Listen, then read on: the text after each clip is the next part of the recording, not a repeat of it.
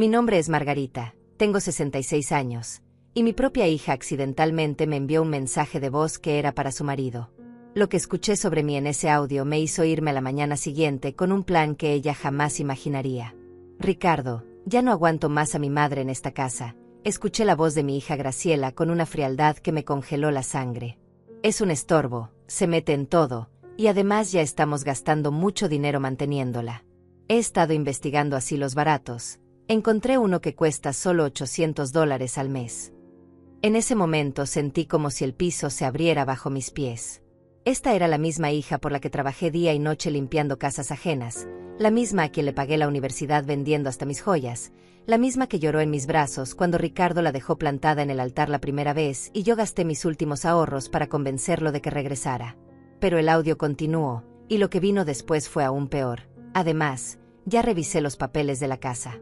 Está a nombre de ella, pero encontré la manera de transferirla a nuestro nombre sin que se dé cuenta. Mi prima Carmen, que trabaja en el registro civil, me va a ayudar. Mis manos temblaban tanto que casi se me cae el teléfono.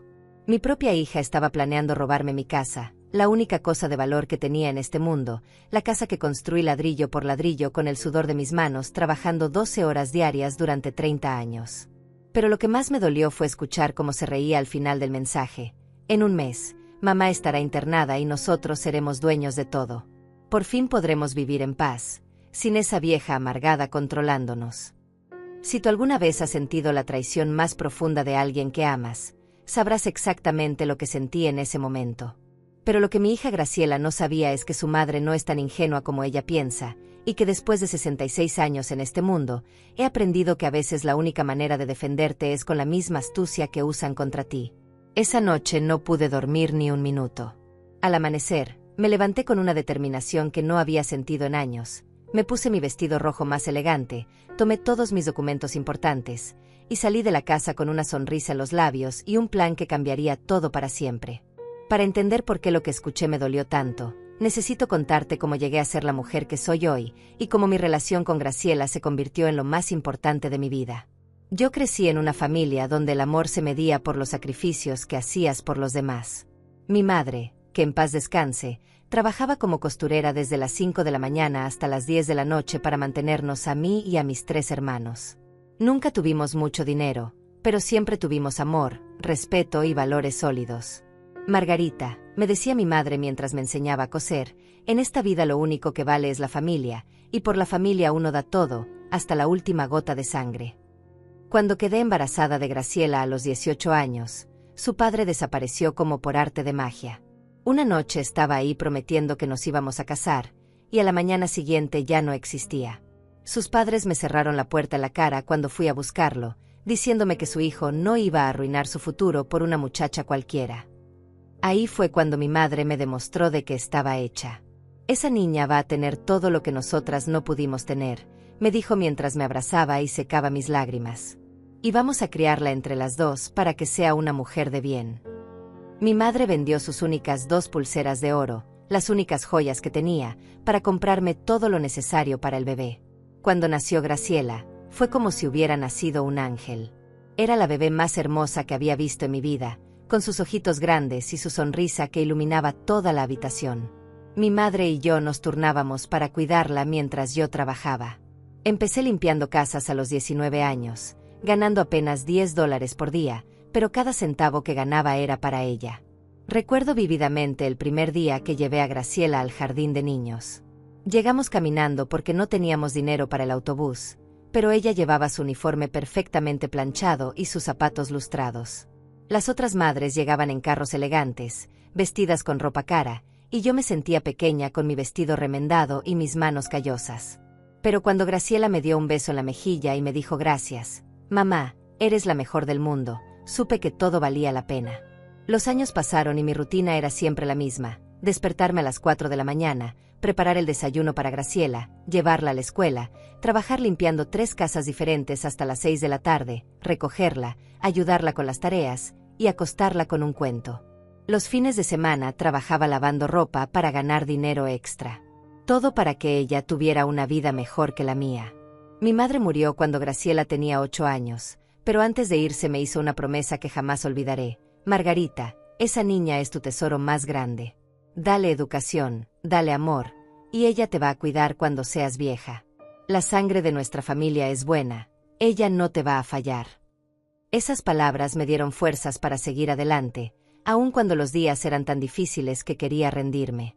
Cuando Graciela cumplió 15 años, trabajé días extra durante 6 meses para darle la fiesta que se merecía. Gasté $3,500 en esa celebración, dinero que había estado ahorrando para arreglar el techo de nuestra casa que se llovía.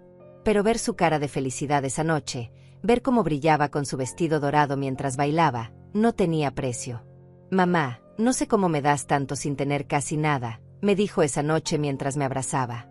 Cuando sea grande, te voy a devolver todo esto multiplicado por 1000. Durante la preparatoria, Graciela era una estudiante ejemplar. Tenía las mejores calificaciones de su clase, participaba en obras de teatro, y todos los maestros me decían que tenía un futuro brillante por delante. Pero mantener esos estudios no era barato. Los libros, los uniformes, las excursiones, todo costaba dinero que yo no tenía.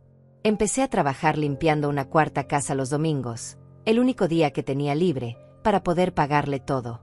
Cuando llegó el momento de inscribirla en la universidad, el costo era de $15,000 anuales.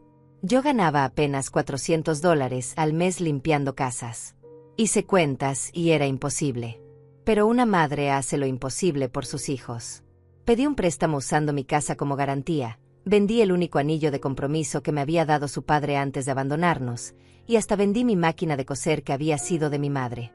Mija, le dije a Graciela el día que la llevé a inscribirse, yo no pude estudiar, pero tú vas a ser una profesional. Vas a tener un título, vas a trabajar en una oficina con aire acondicionado, y nunca vas a tener que limpiar casas ajenas como tu madre.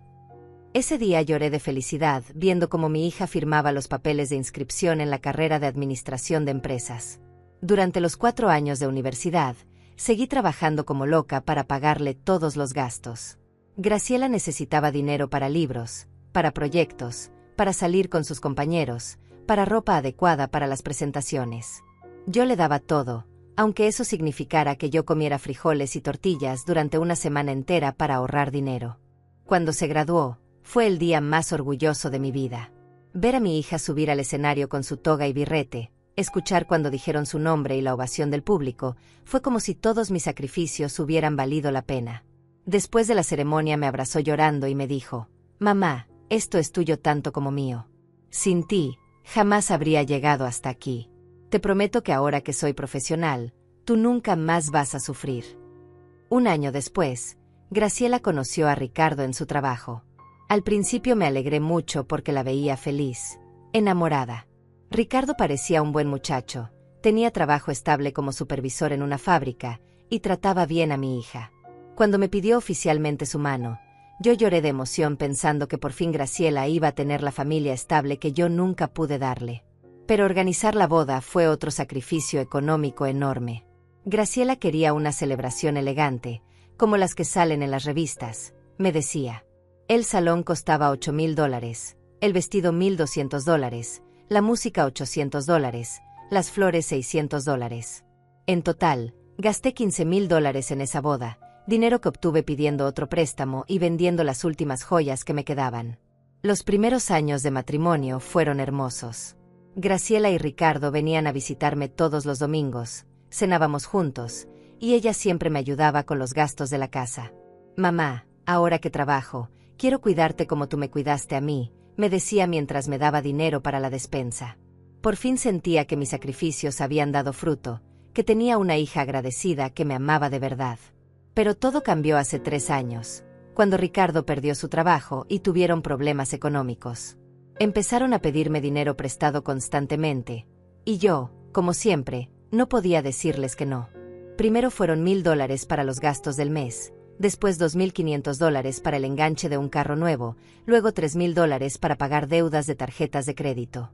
Todo comenzó a cambiar sutilmente después de que les presté esos $3,000 para sus deudas.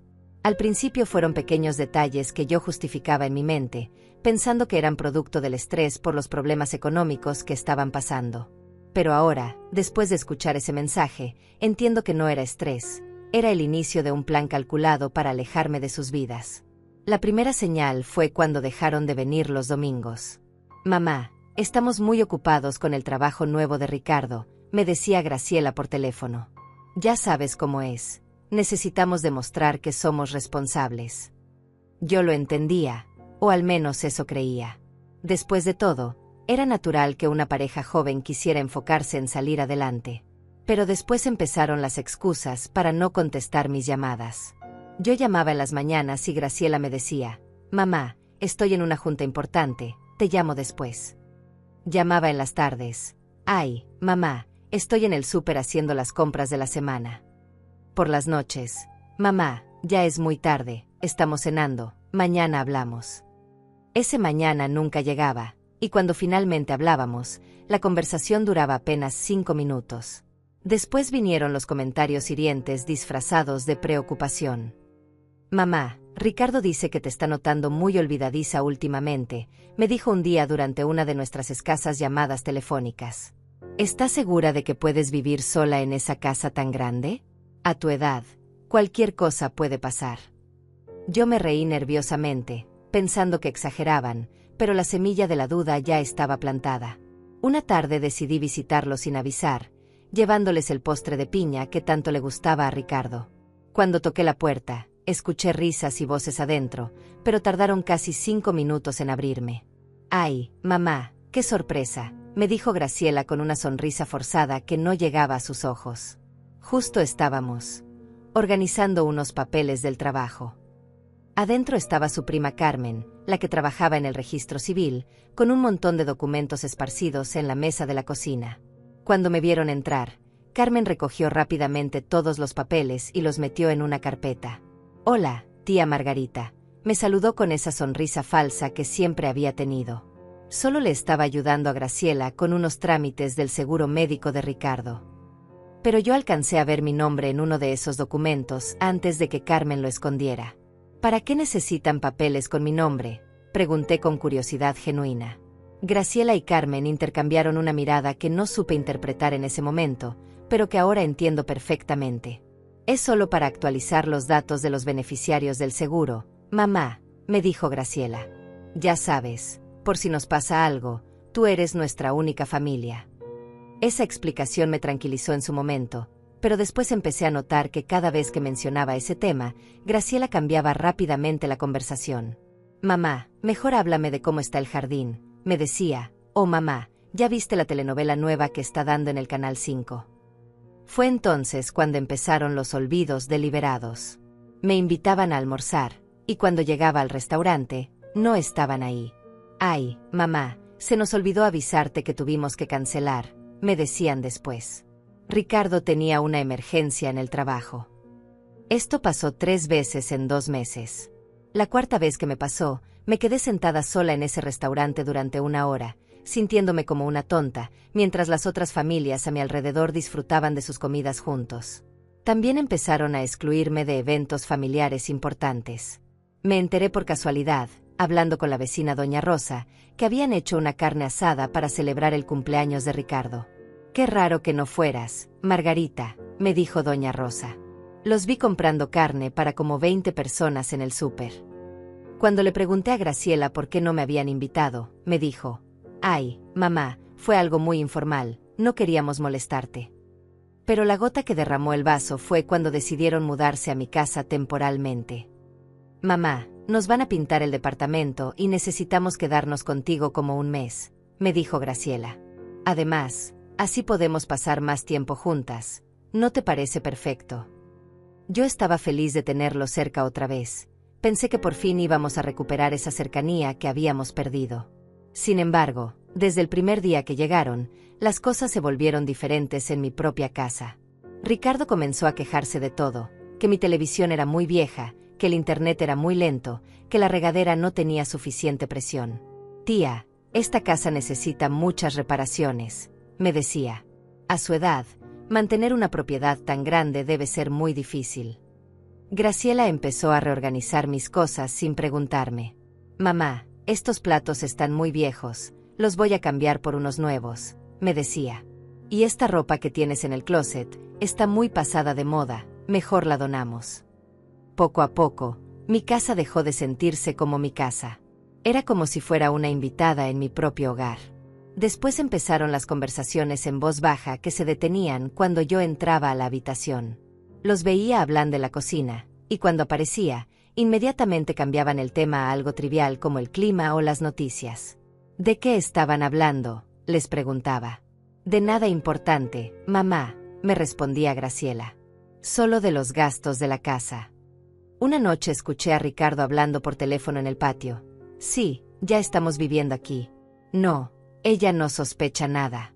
Carmen dice que en 2 semanas más puede tener listos todos los papeles. Cuando salí a preguntarle con quién hablaba, me dijo que era con su jefe sobre un proyecto del trabajo. También empezaron a controlar mis finanzas de manera sutil. Mamá, déjame ayudarte con los recibos de la luz y el agua, me decía Graciela. Ya estás muy grande para estar preocupándote por estas cosas. Al principio pensé que era un gesto noble, pero después me di cuenta de que estaba revisando todos mis estados de cuenta bancarios.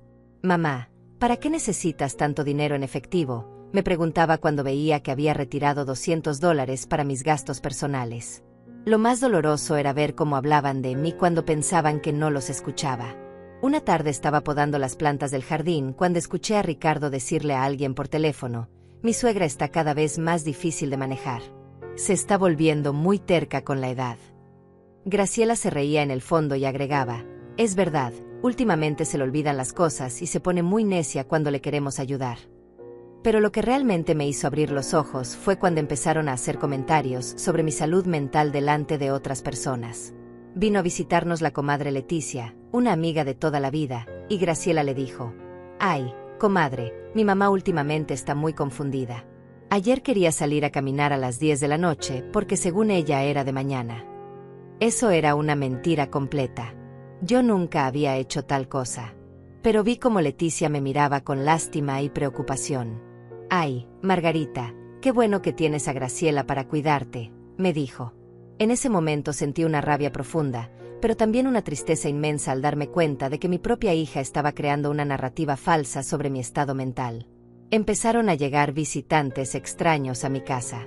Doctores que supuestamente venían a revisar mi presión, trabajadores sociales que querían evaluar mis condiciones de vida, e incluso un señor que se presentó como especialista en cuidados geriátricos. Todos llegaban cuando Graciela los citaba, pero a mí nunca me preguntaban si quería esas visitas. Durante una de esas evaluaciones, escuché al doctor hablar con Graciela en la sala. Señora, su madre parece estar bien físicamente, pero note que vamos a poner en el reporte que presenta signos de confusión leve asociada a la edad.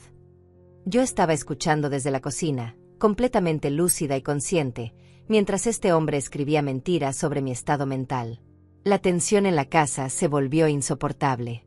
Cada día sentía más presión, más control sobre mi vida, más comentarios hirientes disfrazados de cuidado. Mamá, ya no deberías manejar, me dijo Ricardo un día. A tu edad, es muy peligroso. Mamá, mejor ya no salgas sola a hacer las compras, agregaba Graciela. Podemos hacerlo nosotros por ti. Poco a poco me estaban quitando mi independencia, mi autonomía, mi dignidad. Y lo más doloroso era que lo hacían con una sonrisa en la cara, diciéndome que todo era por mi bien, que me amaban mucho y solo querían cuidarme. El momento que cambió todo para siempre llegó esa maldita tarde del martes, cuando mi mundo se desplomó con un simple error tecnológico que reveló la verdad más cruel que había vivido en mis 66 años. Ese día había sido particularmente difícil. Graciela y Ricardo habían salido temprano diciendo que iban a resolver unos asuntos del trabajo, pero yo sabía que algo andaba mal. Los había visto hablando en susurros toda la mañana, y cuando preguntaba qué pasaba, me respondían con esas sonrisas falsas que ya había aprendido a reconocer. No es nada, mamá, me decía Graciela. Solo cosas aburridas del trabajo de Ricardo. Me quedé sola en casa, sintiendo esa opresión en el pecho que había estado creciendo durante las últimas semanas. La casa que antes era mi refugio ahora se sentía como una prisión. Todo había cambiado desde que ellos llegaron a quedarse temporalmente. Mis rutinas, mis espacios, hasta mi forma de vivir había sido alterada para acomodar sus necesidades y sus planes secretos. Alrededor de las 3 de la tarde estaba preparando un té de manzanilla para calmar mis nervios cuando escuché el sonido de notificación de mi teléfono. Era un mensaje de voz de Graciela. Al principio pensé que me estaba avisando que llegarían tarde, o tal vez pidiendo que preparara algo especial para la cena. Qué ingenua fui al pensar que mi hija todavía me consideraba lo suficientemente importante como para avisarme sus planes. Presioné el botón de reproducir sin imaginar que en los siguientes 3 minutos mi vida entera se haría pedazos. Ricardo, ya no aguanto más a mi madre en esta casa, comenzó la voz de Graciela con un tono de exasperación que jamás había usado conmigo en persona. Mi corazón se detuvo. Esas palabras, pronunciadas con tal desprecio, se clavaron en mi alma como dagas afiladas. Esta no era la hija dulce que me abrazaba y me decía te amo, mamá cada vez que se despedía. Es un estorbo total, Ricardo. Se mete en todo lo que hacemos, siempre está preguntando, siempre está ahí. Y además ya estamos gastando mucho dinero manteniéndola. He estado investigando asilos baratos. Encontré uno en las afueras que cuesta solo $800 al mes. Con lo que ahorremos podemos por fin remodelar la cocina que tanto queremos, y hasta cambiar los muebles de la sala. Cada palabra era como un golpe físico. Mi propia hija, la niña a quien había dedicado toda mi vida, hablaba de mí como si fuera un mueble viejo que había que descartar. Los $800 que costaría el asilo eran exactamente lo que yo les había estado dando cada mes para sus gastos personales, dinero que salía de mi pensión y de mis pequeños ahorros. Pero el audio continuó, y lo que vino después me destrozó completamente. Además, ya revisé todos los papeles de la casa. Está a nombre de ella, pero Carmen ya me explicó cómo podemos transferirla a nuestro nombre sin que se dé cuenta. Van a ser como $500 en sobornos y tasas, pero vale la pena. Mi prima ya tiene experiencia en este tipo de arreglos. En ese momento entendí todo. Las visitas casuales de Carmen con sus carpetas llenas de documentos, las conversaciones que se interrumpían cuando yo aparecía, los especialistas que habían venido a evaluar mi casa y mi estado mental. Todo había sido parte de un plan meticulosamente orquestado para declararme incompetente y robarme mi propiedad. Mi casa, la casa que había construido ladrillo por ladrillo, trabajando 12 horas diarias durante 30 años. La casa donde había criado a Graciela, donde habíamos celebrado sus cumpleaños, donde había llorado cuando se graduó de la universidad, donde había soñado que algún día jugaría con mis nietos. Esa casa que valía aproximadamente $120,000 y representaba todo mi patrimonio, todo mi futuro, toda mi seguridad. Ya hablé con el director del asilo San Francisco, continuó la voz de Graciela con una frialdad que me heló la sangre. Le expliqué la situación, le dije que mi madre tiene principios de demencia y que no puede vivir sola porque es peligroso para ella. Fue muy comprensivo, dice que ven casos así todo el tiempo. Ya firmé todos los papeles de admisión preliminar. Mis piernas temblaron tanto que tuve que sentarme en el suelo de la cocina.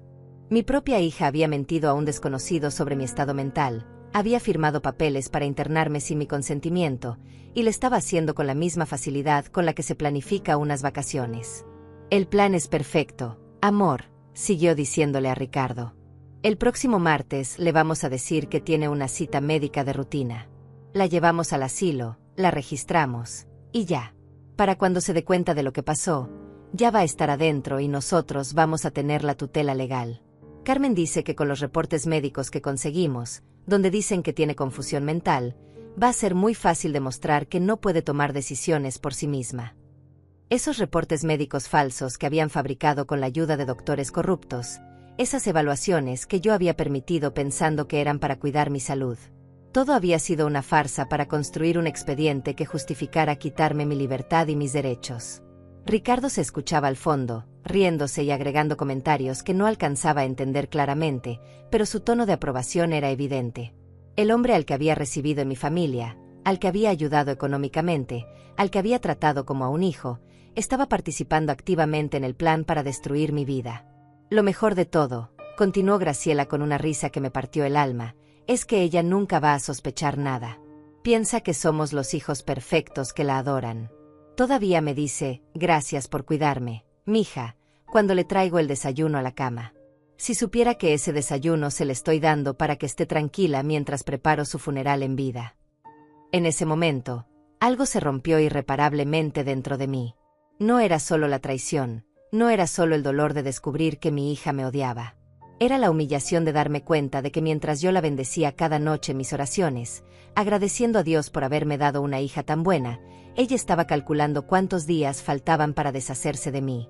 Con los $120,000 que vale la casa, podemos pagar todas nuestras deudas de las tarjetas de crédito, el préstamo del carro, y hasta nos va a sobrar para irnos de vacaciones a Europa como siempre hemos querido, siguió diciendo Graciela.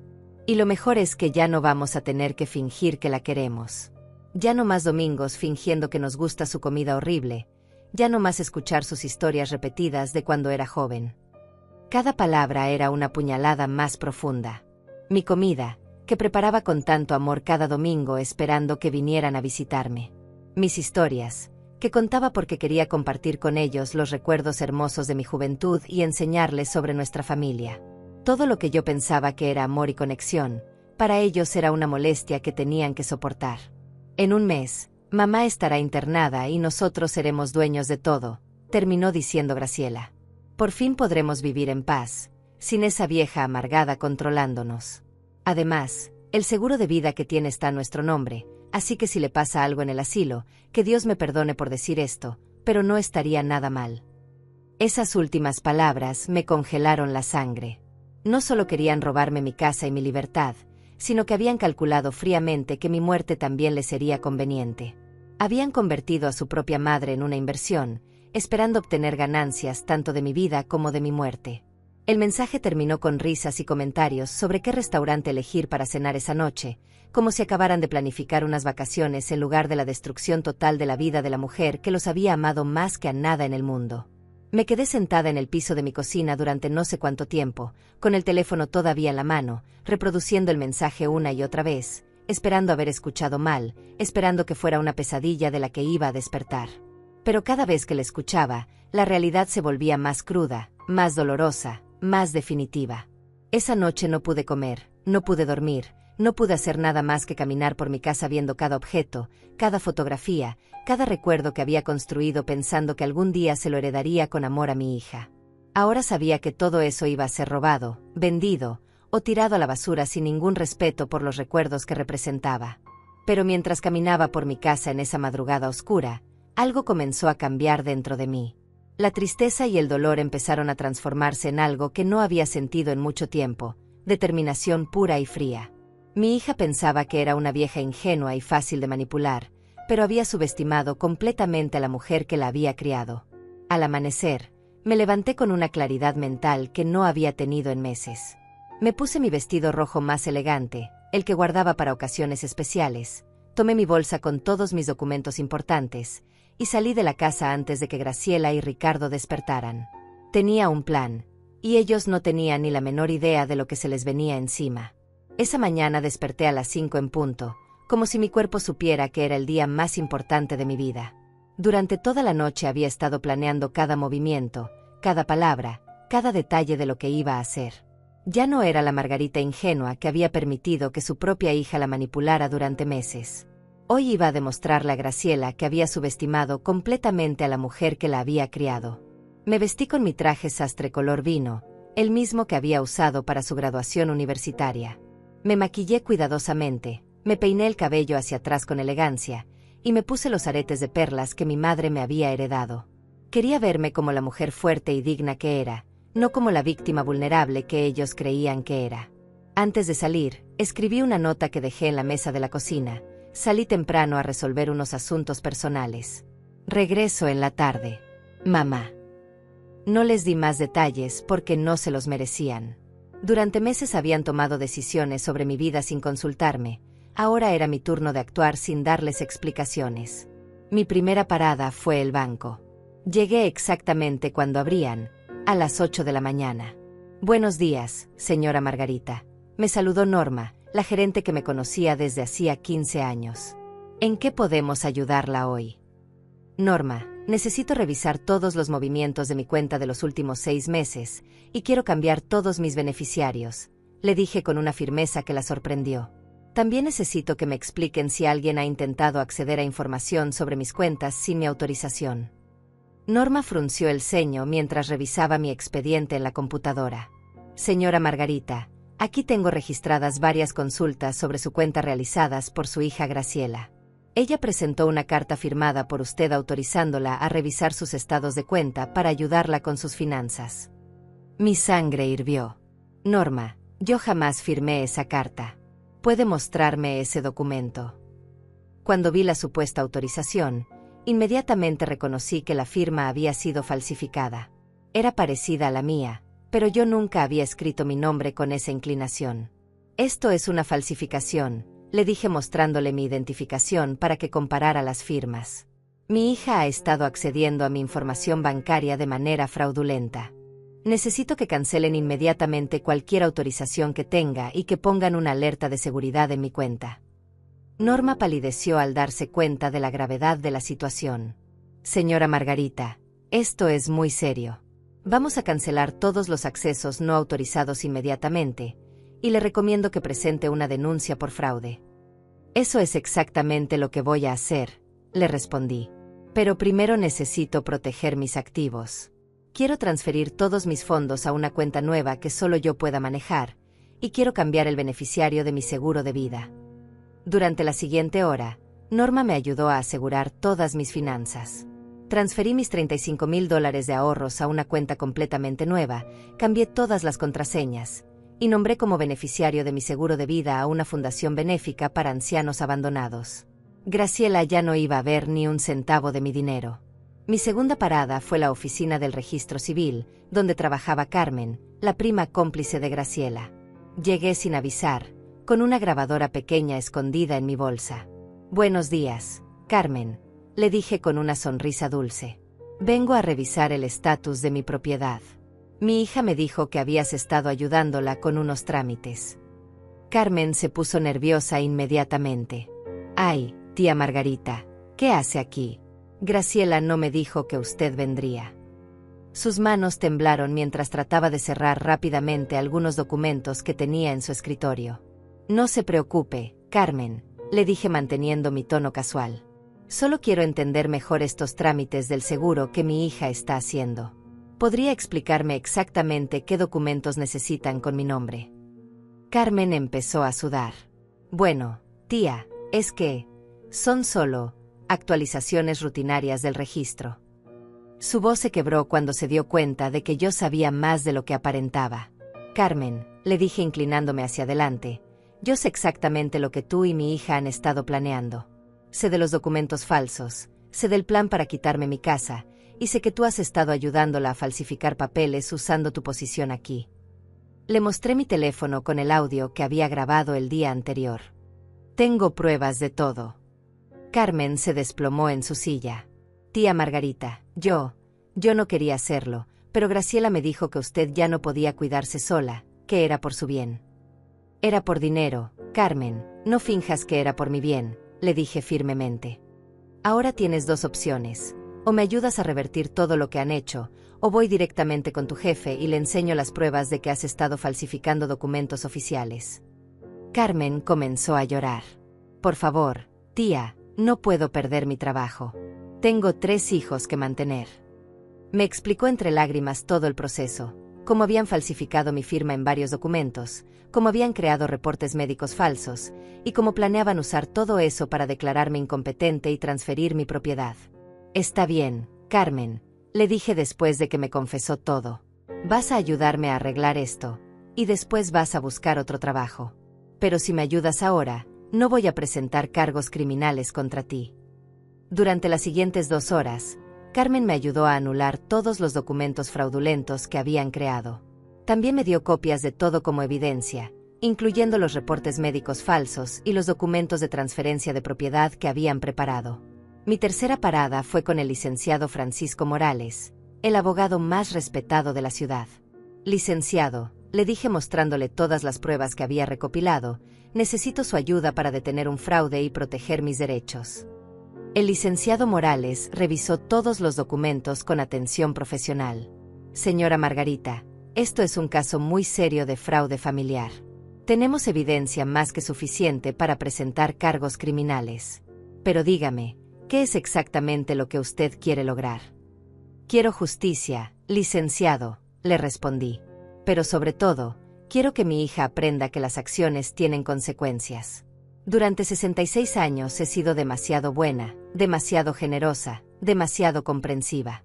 Ya es hora de que alguien me defienda, aunque tenga que ser yo misma. El licenciado sonrió con admiración. Señora Margarita, vamos a preparar una estrategia legal que proteja todos sus derechos y que envíe un mensaje muy claro sobre las consecuencias de intentar defraudar a un adulto mayor. Durante las siguientes horas, preparamos una demanda civil por fraude, falsificación de documentos e intento de apropiación ilícita. También preparamos una denuncia penal contra Graciela, Ricardo y Carmen. El licenciado me explicó que tenía un caso sólido y que era muy probable que recuperara todos los daños causados. Al final de la tarde, regresé a mi casa sintiéndome completamente diferente. Ya no era la víctima vulnerable que había salido esa mañana. Era una mujer que había tomado control total de su vida y que estaba lista para enfrentar las consecuencias de años de permitir que otros abusaran de su bondad. Cuando llegué, Graciela y Ricardo estaban en la sala viendo televisión, actuando como si nada hubiera pasado. «Hola, mamá», me dijo Graciela con esa sonrisa falsa que ya había aprendido a reconocer. «¿Cómo te fue en tus diligencias?» «Muy bien, hija», le respondí con calma. Resolví exactamente lo que necesitaba resolver. Me senté en mi sillón favorito y los miré fijamente. Por cierto, mañana van a venir unas personas a visitarnos. Espero que estén aquí para recibirlas. ¿Qué personas, mamá?, preguntó Ricardo con curiosidad. Oh, ya van a ver, les dije con una sonrisa misteriosa. Son personas que van a ayudarnos a aclarar algunas cosas importantes sobre nuestro futuro familiar. Esa noche cenamos en silencio. Yo sabía exactamente lo que iba a pasar al día siguiente, pero ellos no tenían ni la menor idea de la tormenta que se les venía encima. Por primera vez en meses, dormí profundamente, con la tranquilidad de saber que la justicia estaba por llegar. Al día siguiente, exactamente a las 10 de la mañana, tocaron la puerta.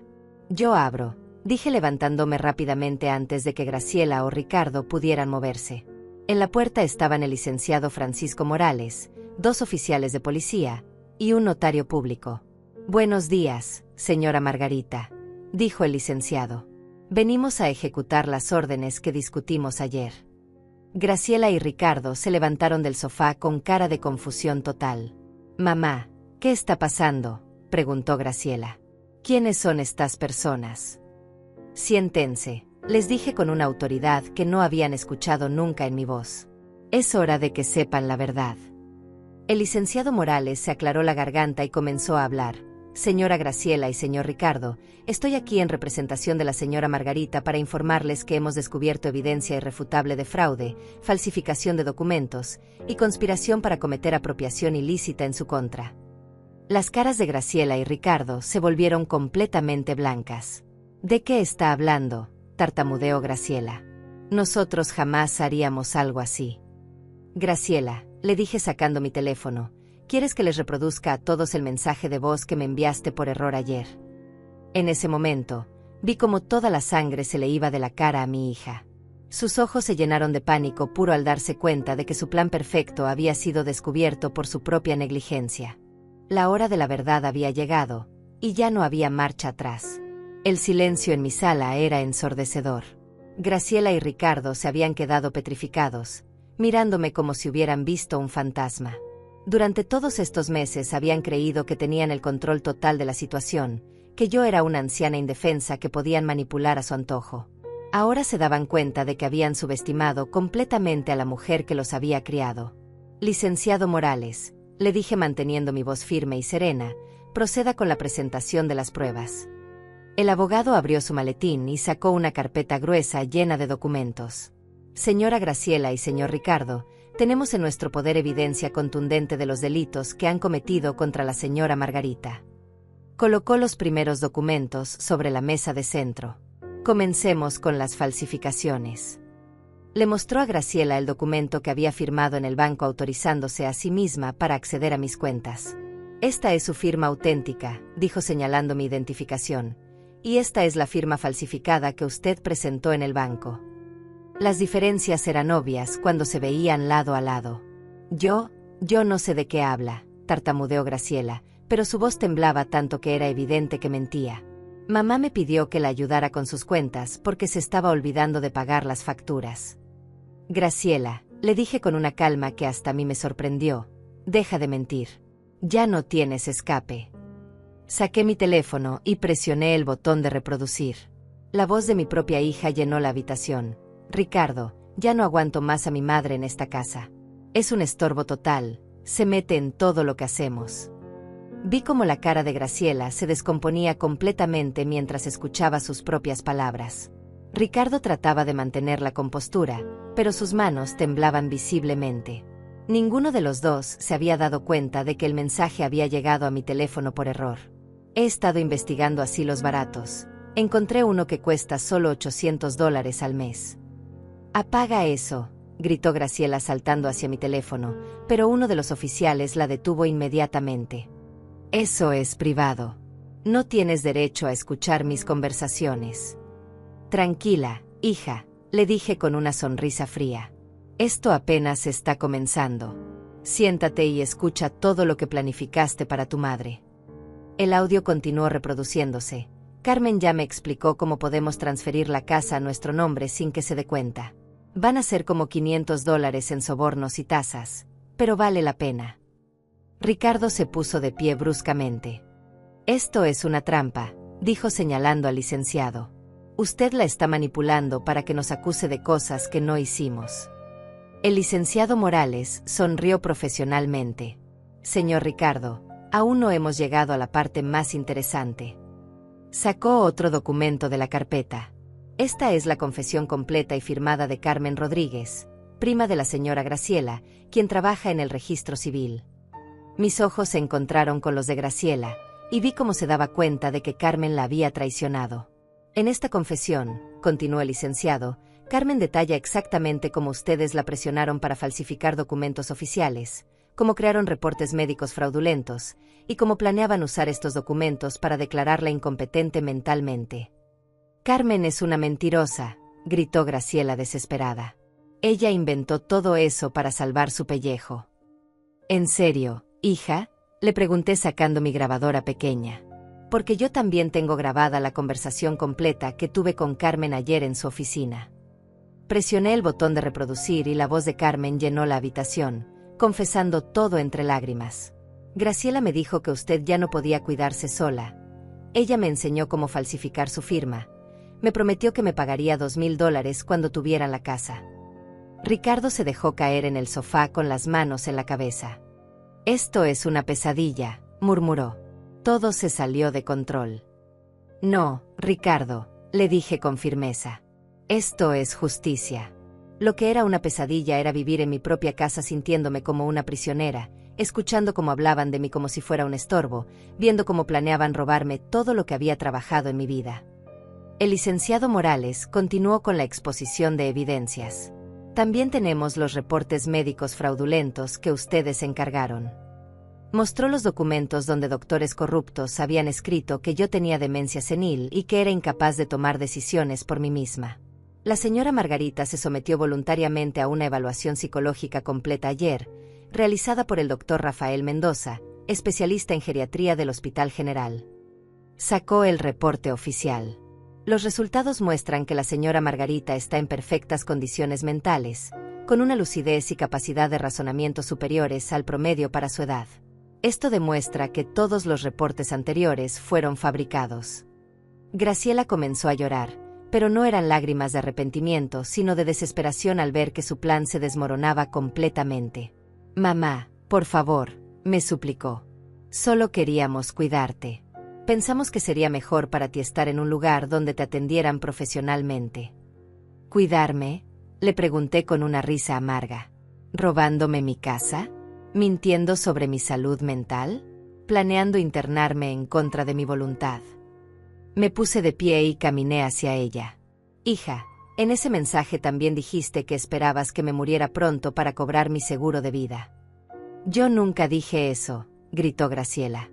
Volví a reproducir esa parte específica del audio. «Además, el seguro de vida que tiene está a nuestro nombre, así que si le pasa algo en el asilo, que Dios me perdone por decir esto, pero no estaría nada mal». El silencio que siguió fue devastador. Hasta los oficiales de policía intercambiaron miradas de disgusto al escuchar a una hija hablando de la muerte de su madre como una oportunidad financiera. Pero hay más, dijo el licenciado sacando otra carpeta. También descubrimos que durante los últimos 6 meses, la señora Graciela ha estado retirando dinero de las cuentas de su madre sin autorización, usando información obtenida fraudulentamente. Mostró los estados de cuenta bancarios donde se veían retiros por montos que iban desde $500 hasta $1,500, todos realizados por Graciela. En total, han robado $8,750 de las cuentas de la señora Margarita. Ese dinero era para gastos de la casa, protestó Ricardo. Estábamos pagando la comida y los servicios. Mentira, le respondí. Yo seguía pagando todos los recibos de mi casa con mi pensión. Ese dinero que robaron era para sus caprichos personales. Los vi comprando ropa cara, saliendo a restaurantes elegantes, mientras me decían que teníamos que ahorrar porque los tiempos estaban difíciles. El licenciado continuó exponiendo cada detalle de su plan criminal. También tenemos evidencia de que contactaron al director del asilo San Francisco y pagaron una cuota de inscripción de $1,200 para asegurar un lugar para la señora Margarita, todo sin su conocimiento o consentimiento. Mostró el recibo de pago y los documentos de admisión que habían firmado a mis espaldas. Planeaban llevarla este próximo martes, diciéndole que era una cita médica rutinaria. Era por tu bien, mamá, insistió Graciela desesperadamente. Te estás volviendo muy olvidadiza, a veces te confundes. Basta de mentiras, exploté finalmente, perdiendo la compostura que había mantenido durante toda la confrontación. Yo nunca me he confundido. Ustedes inventaron esas historias para justificar su plan. Yo sigo manejando mis propias finanzas, cocinando mi propia comida, cuidando mi propia casa y hasta ayudándoles económicamente a ustedes cuando me lo piden. Me dirigí directamente a Graciela, mirándola a los ojos. ¿Sabes qué es lo que más me duele, hija? No es que me quisieras robar mi casa. No es que planearan internarme contra mi voluntad. Lo que más me duele es que durante todos estos meses, mientras yo te abrazaba y te decía cuánto te amaba, tú estabas calculando cuánto dinero ibas a ganar con mi muerte. Graciela se quebró completamente y comenzó a llorar de manera histérica. Lo siento, mamá. Lo siento tanto. Estábamos desesperados por dinero. Teníamos tantas deudas. No sabíamos qué hacer. La desesperación no justifica la traición, le dije con firmeza. Si necesitaban dinero, podían habérmelo pedido honestamente. Durante toda mi vida les he dado todo lo que tengo. Pero en lugar de confiar en mi amor, decidieron robarme y destruirme. El oficial de policía se acercó con las esposas en la mano. Señora Margarita, desea proceder con los arrestos. Miré a mi hija, que lloraba desconsoladamente, y por un momento sentí una punzada de dolor maternal. Pero después recordé sus palabras en el audio, su frialdad al planificar mi destrucción, su risa al hablar de mi muerte. Sí, oficial, respondí con voz firme. Proceda con los arrestos. Ver a mi propia hija esposada en mi sala fue una de las imágenes más dolorosas que había experimentado en mis 66 años de vida. Pero también fue el momento en que me di cuenta de que había recuperado mi dignidad y mi poder personal después de meses de sentirme como una víctima indefensa. Mamá, por favor, me gritaba Graciela mientras el oficial la llevaba hacia la puerta. No puedes hacerme esto. Soy tu hija. Soy lo único que tienes en este mundo. Sus palabras resonaron en mi mente con una ironía amarga. Ella había sido quien decidió que yo no tenía lugar en su mundo. Ricardo, por el contrario, me miraba con un odio puro que me heló la sangre. Esto no se va a quedar así, vieja loca, me susurró mientras pasaba junto a mí. Vas a pagar por arruinar nuestras vidas. Esas palabras no me asustaron, pero me confirmaron que había tomado la decisión correcta al exponerlos. Después de que se llevaran a Graciela y Ricardo, mi casa quedó en un silencio absoluto que no había experimentado en meses. Por primera vez desde que habían llegado a quedarse temporalmente, pude caminar por mi propia casa sin sentir que estaba siendo observada, juzgada o manipulada. Pero esa tranquilidad duró poco. Al día siguiente comenzó una campaña de terror que me demostró hasta qué punto Graciela y Ricardo estaban dispuestos a llegar para vengarse de mí. El primer ataque llegó a través de las redes sociales. Graciela había creado un perfil falso y había comenzado a publicar historias terribles sobre mí en grupos comunitarios de Facebook. Mi madre tiene demencia senil y nos acusó falsamente de robo, escribía. Está tan confundida que no reconoce a su propia familia. Por favor, si la ven sola en la calle, llámenme porque no debería estar sin supervisión. Las publicaciones incluían fotografías mías tomadas sin mi conocimiento, donde yo aparecía distraída o cansada, que habían editado para que pareciera que tenía problemas de salud mental. Los comentarios de desconocidos eran devastadores. Pobrecita, se ve muy confundida, qué terrible que una madre acuse a sus propios hijos, deberían buscar ayuda profesional para ella. Doña Rosa, mi vecina de toda la vida, llegó a mi casa preocupada después de ver esas publicaciones. Margarita, mija, ¿estás bien? Vi unas cosas muy feas en internet sobre ti y tu hija. Tuve que explicarle toda la situación, mostrarle las pruebas que tenía, para que entendiera que todo era una campaña de difamación. Pero el acoso escaló rápidamente. Comenzaron a llegar llamadas telefónicas a todas horas del día y la noche. Voces desconocidas me insultaban, me amenazaban, me decían que era una madre desnaturalizada que había destruido a su propia familia por dinero. Eres una vieja miserable, me gritaba una voz femenina a las 3 de la madrugada. Espero que te mueras sola y abandonada. También empezaron a llegar personas desconocidas a mi casa, supuestamente preocupadas por mi bienestar. Trabajadores sociales falsos que decían haber recibido reportes de que yo estaba en peligro, vendedores agresivos que insistían en venderme sistemas de seguridad porque una anciana sola es muy vulnerable, y hasta personas que se presentaban como familiares lejanos que venían a verificar mi estado mental. El licenciado Morales me explicó que todo esto era parte de una estrategia legal desesperada. Señora Margarita, están tratando de crear evidencia de que usted realmente tiene problemas mentales para desacreditar su testimonio en el juicio. Es una táctica común cuando los acusados no tienen defensas legales sólidas. Pero lo que más me dolió fue cuando comenzaron a llegar cartas anónimas llenas de veneno y rencor. Eres una madre fracasada, decía una de ellas. Criaste a una hija que te odia tanto que prefiere verte muerta. Piensa en qué hiciste mal. Otra carta era aún más cruel. Tus propios hijos te abandonaron porque eres insoportable.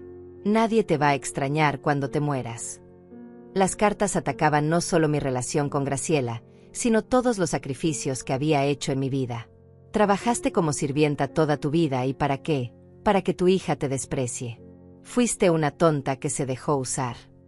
Cada palabra estaba calculada para destrozar mi autoestima y hacerme dudar de las decisiones que había tomado. Una noche, mientras leía una de esas cartas particularmente viciosa, me quebré completamente.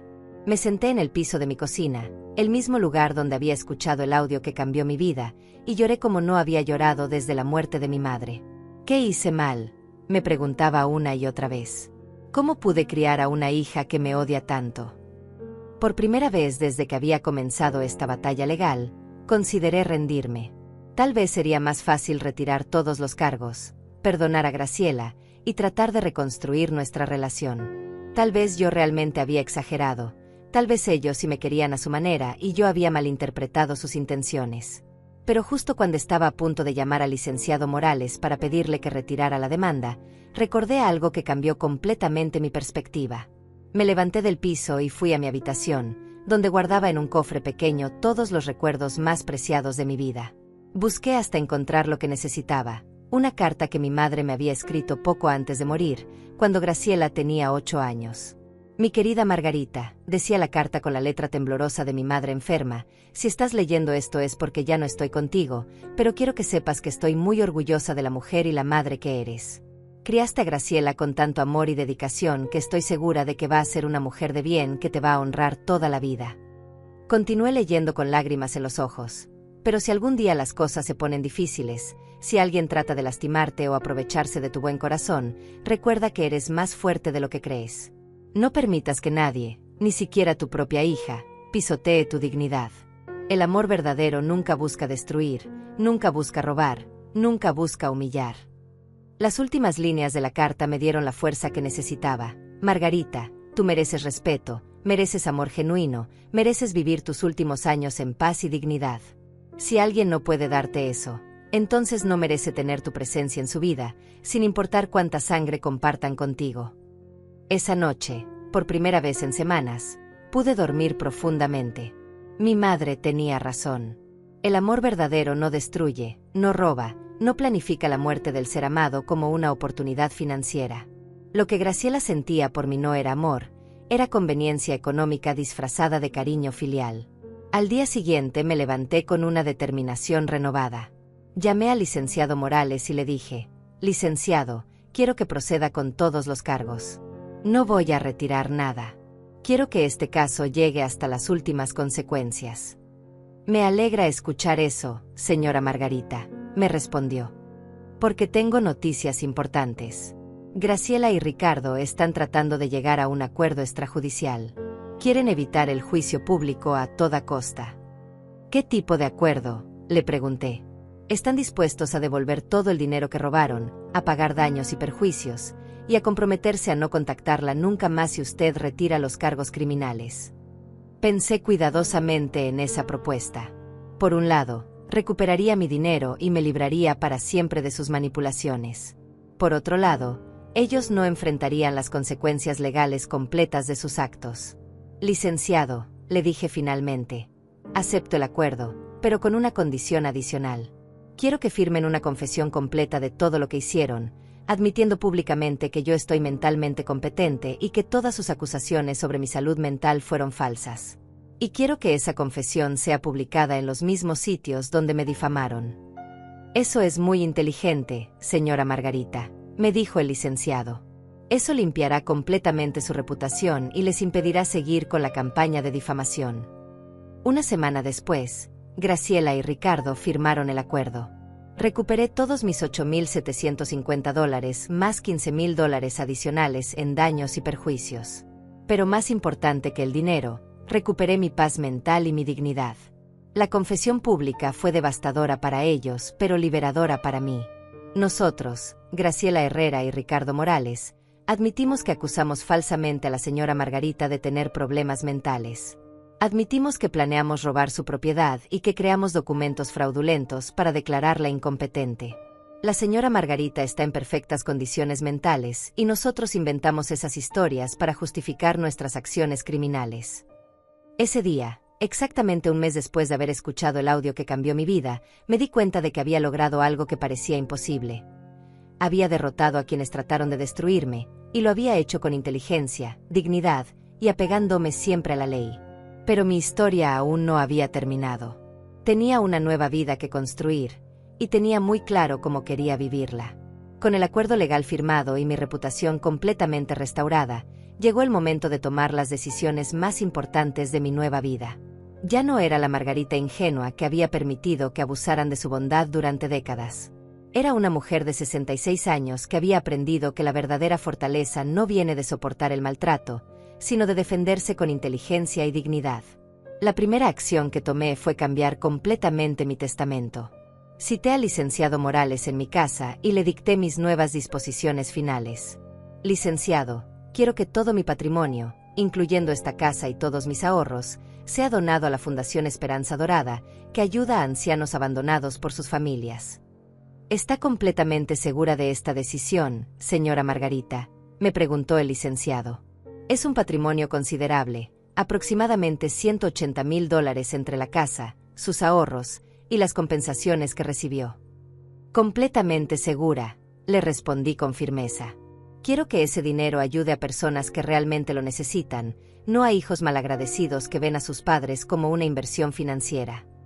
También establecí que si Graciela trataba de impugnar el testamento, automáticamente perdería cualquier derecho a recibir ni siquiera un centavo. Mi segunda decisión fue mudarme.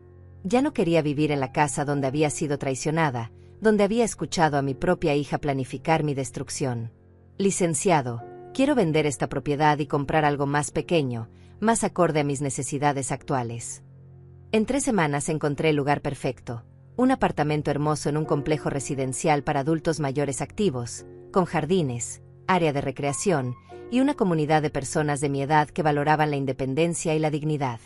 El apartamento me costó $85,000, y con los $95,000 que me quedaron de la venta, más las compensaciones legales, tenía suficiente dinero para vivir cómodamente el resto de mi vida. Pero mi venganza más satisfactoria fue completamente legal y absolutamente devastadora para Graciela y Ricardo. Resulta que durante mi investigación con el licenciado, descubrimos que ellos habían mentido en sus declaraciones de impuestos durante los últimos 3 años. Habían reportado ingresos mucho menores de los reales para pagar menos impuestos, pero al mismo tiempo habían estado viviendo un estilo de vida que no concordaba con esos ingresos reportados. Señora Margarita, me dijo el licenciado con una sonrisa, tengo información que podría interesar a las autoridades fiscales. Me mostró evidencia de que Ricardo había estado trabajando empleos extras no reportados, y que Graciela había estado vendiendo productos por internet sin declarar esas ganancias. Licenciado, como ciudadana responsable, creo que es mi deber reportar cualquier evasión fiscal que conozca, le dije con una sonrisa que llegaba hasta mis ojos. Después de todo, todos debemos contribuir justamente al sostenimiento del país. Una semana después, las autoridades fiscales iniciaron una auditoría completa de Ricardo y Graciela. Descubrieron que debían $22,000 en impuestos atrasados, más multas e intereses que elevaron la deuda total a $35,000.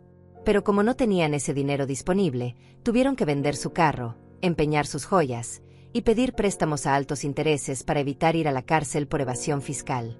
Mi tercera venganza fue profesional. Durante la investigación, también descubrimos que Carmen, la prima que trabajaba en el registro civil, no había sido la única empleada pública involucrada en el fraude. Había toda una red de corrupción que facilitaba este tipo de robos contra adultos mayores.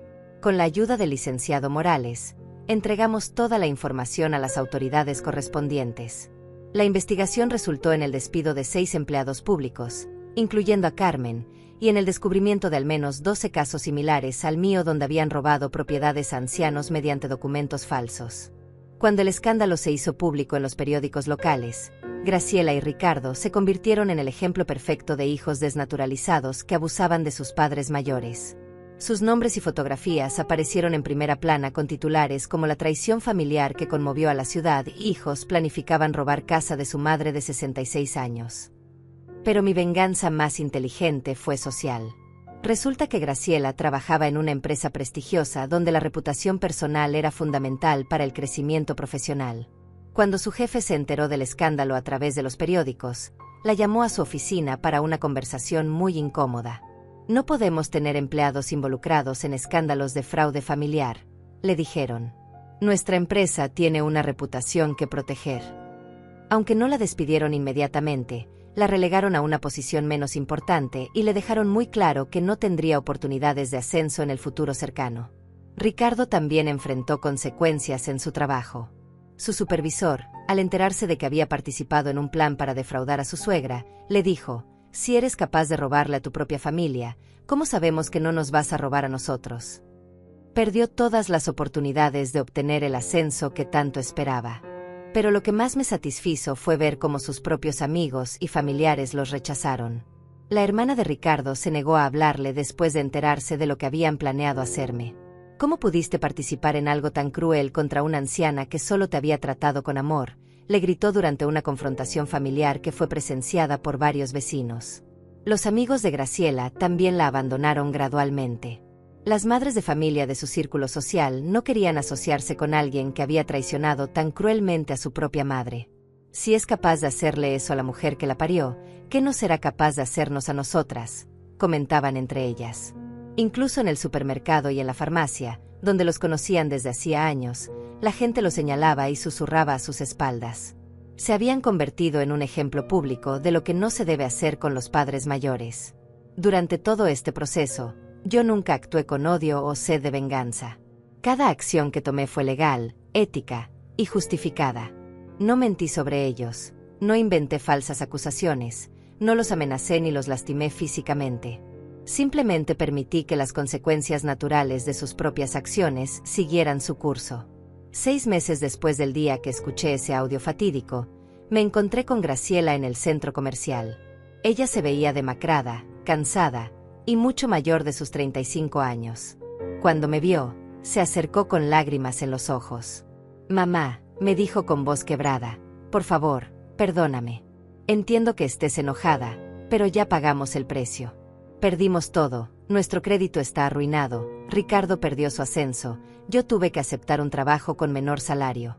¿No crees que ya es suficiente castigo? La miré directamente a los ojos, sin odio pero sin debilidad. Graciela, yo no te castigué. Las consecuencias de tus acciones te castigaron. Tú decidiste planificar mi destrucción, yo solo decidí defenderme. Pero somos familia, me suplicó. La sangre es la sangre, mamá. No puedes abandonar a tu única hija. La sangre no te da derecho a maltratar, robar o planificar la muerte de alguien, le respondí con calma. Durante 35 años fui tu madre incondicional. Durante 3 meses tú fuiste mi verdugo calculador. No puedes pedirme que olvide eso solo porque ahora enfrentas las consecuencias. Entonces nunca me vas a perdonar, me preguntó llorando. Yo ya te perdoné, Graciela, le dije honestamente. Perdonarte era necesario para mi propia paz mental. Pero perdonar no significa permitir que vuelvas a lastimarme. Perdonar no significa fingir que nada pasó. Perdonar no significa darte otra oportunidad de destruir mi vida. La dejé llorando en ese centro comercial y me fui caminando hacia mi nuevo apartamento, donde me esperaba mi nueva vida. Una vida donde ya no era víctima de nadie, donde ya no tenía que fingir que el maltrato era amor, donde ya no tenía que sacrificar mi dignidad por mantener relaciones tóxicas. Por primera vez en décadas, era completamente libre. Un año después de ese encuentro en el centro comercial, mi vida había tomado un rumbo que jamás imaginé posible a los 67 años. Me desperté esa mañana de primavera en mi hermoso apartamento, con el sol filtrándose por las cortinas blancas que yo misma había elegido, sin que nadie me dijera que eran muy caras o innecesarias. Preparé mi café en la cocina pequeña pero perfecta para mis necesidades, y me senté en mi balcón a contemplar los jardines del complejo residencial. A lo lejos podía ver a otros residentes haciendo ejercicio matutino, cuidando las plantas, o simplemente disfrutando de la tranquilidad. Todos éramos adultos mayores que habíamos decidido vivir nuestros últimos años con dignidad e independencia. Buenos días, Margarita, me saludó mi vecina Norma, una señora de 72 años que se había convertido en mi mejor amiga. ¿Lista para nuestra clase de baile de hoy? Sonreí al recordar cómo había empezado a tomar clases de baile a los 67 años, algo que jamás pensé que haría. Más que lista, Norma. Estos viejos huesos todavía tienen mucho que dar. Durante este año había descubierto una versión de mí misma que había estado dormida durante décadas. Sin la presión constante de complacer a Graciela, sin el estrés de caminar sobre cáscaras de huevo en mi propia casa, había florecido como una flor que finalmente recibe la luz del sol. Me había inscrito en clases de pintura y descubrí que tenía un talento natural para los paisajes. Mis cuadros ahora decoraban las paredes de mi apartamento, y algunos los había vendido en la feria de arte local. Señora Margarita, me había dicho la organizadora de la feria, sus pinturas transmiten una paz y una sabiduría que tocan el corazón de las personas. También me había unido al grupo de voluntarias de la Fundación Esperanza Dorada, la misma organización que sería beneficiaria de mi herencia. Trabajaba 3 días a la semana ayudando a otros adultos mayores que habían sido abandonados o maltratados por sus familias. Margarita, me había dicho doña Carmen, una señora de 81 años que había llegado a la fundación después de que sus hijos la desalojaran de su casa, usted entiende nuestro dolor porque lo vivió en carne propia. En la fundación me había convertido en una especie de consejera no oficial. Las personas que llegaban rotas y desesperanzadas encontraban en mi historia un ejemplo de que era posible recuperarse, de que era posible reconstruir una vida digna después de la traición familiar más profunda. Doña Margarita, me había dicho don Roberto, un señor de 75 años cuyos hijos habían vaciado sus cuentas bancarias, ¿cómo logró usted perdonar y seguir adelante? Don Roberto, le había respondido, perdonar no significa olvidar o permitir que vuelvan a lastimarnos. Perdonar significa liberar nuestro corazón del veneno del rencor para poder vivir en paz. Pero vivir en paz también significa alejarnos de quienes nos hacen daño, aunque compartan nuestra sangre. Mi trabajo en la fundación me había dado un propósito que nunca pensé que tendría a esta edad. Habíamos logrado ayudar a 47 adultos mayores a recuperar dinero robado por sus familias, 23 habían logrado revertir documentos fraudulentos que los declaraban incompetentes, y 15 habían encontrado nuevos hogares seguros después de ser desalojados por sus propios hijos. Pero lo más importante que había descubierto era mi propia valía. Durante 66 años había medido mi valor por cuánto podía dar a otros, cuánto podía sacrificar, cuánto dolor podía soportar en silencio. Ahora entendía que mi valor como persona no dependía de ser útil para otros, sino de ser fiel a mí misma y respetar mis propios límites. En cuanto a Graciela y Ricardo, ocasionalmente recibía noticias de ellos a través de conocidos mutuos. Habían tenido que mudarse a un apartamento más pequeño y económico. Ricardo había perdido definitivamente sus oportunidades de ascenso y ahora trabajaba en un empleo con menor salario. Graciela había tenido que aceptar un trabajo de medio tiempo adicional para poder pagar todas sus deudas. Pero lo que más me habían contado era que su matrimonio estaba en crisis. Cuando ya no tenían la casa de la suegra como plan de respaldo económico, empezaron a culparse mutuamente por el fracaso de su plan, me había contado doña Rosa, mi antigua vecina. Se pelean constantemente sobre quién tuvo la culpa de que todo se descubriera. Curiosamente, esto no me generaba satisfacción vengativa, sino una profunda tristeza por las decisiones que habían tomado. Habían destruido no solo su relación conmigo, sino también su propia relación entre ellos. La codicia había sido un veneno que había contaminado todo lo que tocaba. 6 meses atrás había recibido una carta de Graciela. No la había abierto inmediatamente. Me había tomado 3 días decidir si quería leer lo que tenía que decirme. Finalmente, la había abierto en presencia de Norma, mi vecina, para tener apoyo emocional. Querida mamá, comenzaba la carta, sé que no tengo derecho a pedirte nada, pero necesito que sepas que no pasa un día sin que me arrepienta de lo que te hice. He estado yendo a terapia y ahora entiendo que mis acciones fueron imperdonables. No te escribo para pedirte que me perdones o que me recibas de vuelta en tu vida. Solo quiero que sepas que finalmente entiendo el daño que te causé. La carta continuaba. La terapeuta me ayudó a entender que mis acciones no nacieron de la desesperación económica, sino de una mentalidad egoísta que había desarrollado durante años. Me acostumbré tanto a recibir tu ayuda incondicional que dejé de verte como una persona con derechos y sentimientos, y comencé a verte como un recurso que podía explotar.